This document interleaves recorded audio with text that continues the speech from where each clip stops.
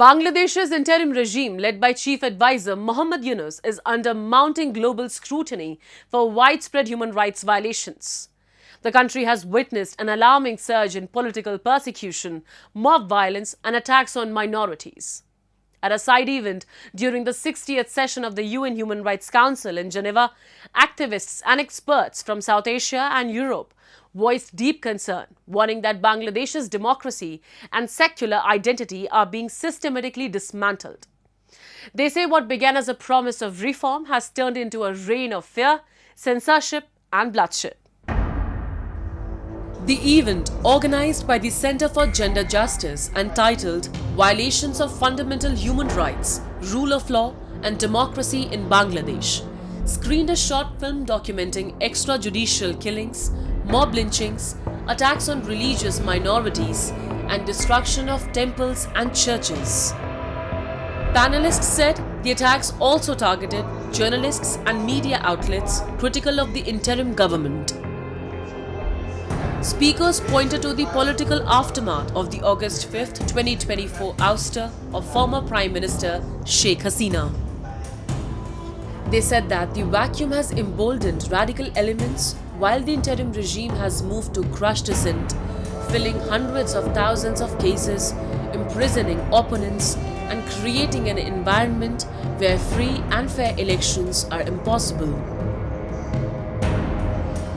There is an estimation of 15 million internally displaced people that are just running away for not being murdered, for not being imprisoned, for not being falsely accused of whatever, because there are 50,000 fake accusations made on journalists, on professors, on politicians, most of them absolutely absurd, anonymous, or made by people that have nothing to do with whatever.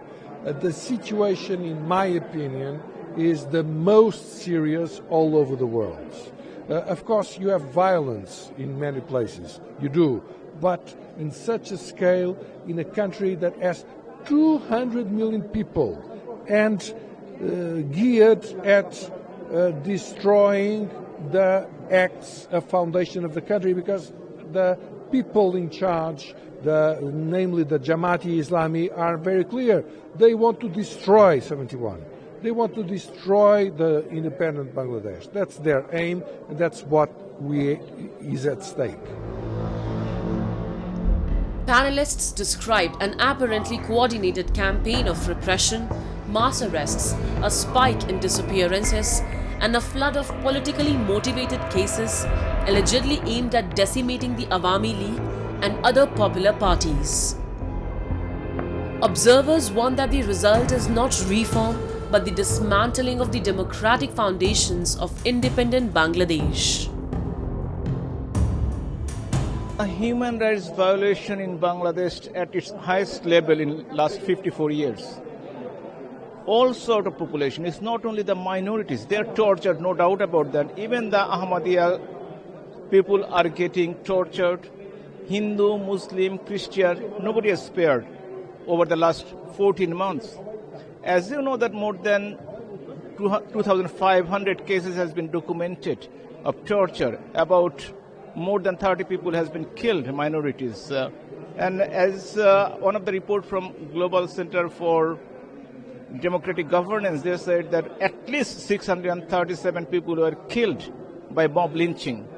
So this is the scenario. Hundreds and thousands of houses have been set, burned, looted, vandalized. At the moment, they are trying to do a fraud election, comprises of few parties and banning other popular parties. So Bangladesh needs to get back democracy, rule of law and justice. That's what we are fighting for. Experts at the Geneva session also flagged the resurgence of extremist groups. They said the interim government's failure to curtail radical networks, coupled with repression of mainstream parties, has created a toxic blend of insecurity and polarization, with potentially severe regional consequences. I think a lot of people in Bangladesh are quite fearful. I think if Muhammad Yunus had came in, made some small reforms, but then moved towards the election, I think people would have been a lot more content. However, I think that what they've seen is Yunus and the students have wanted to vandalise Bangladesh's foundations, and it has caused atomization in society, and people are anxious about it. But then you've got, on the other hand, there's these other radicals out there, the radical Islamists from Jamaat-e-Islami. I mean, like just the other day, their deputy said he wanted to have a war with India, and creating a massive cadre of more jihadis to have a war. Like, this is just crazy talk. These guys could literally be creating the next government in Bangladesh. And I think people who are in the centre, even people who don't even like the Awami League, are quite fearful, and I think it's an absolute shame for Bangladesh. Panelists provided grim tallies: hundreds killed in lynchings, mass displacement, churches and temples attacked, and historic liberation war sites vandalized.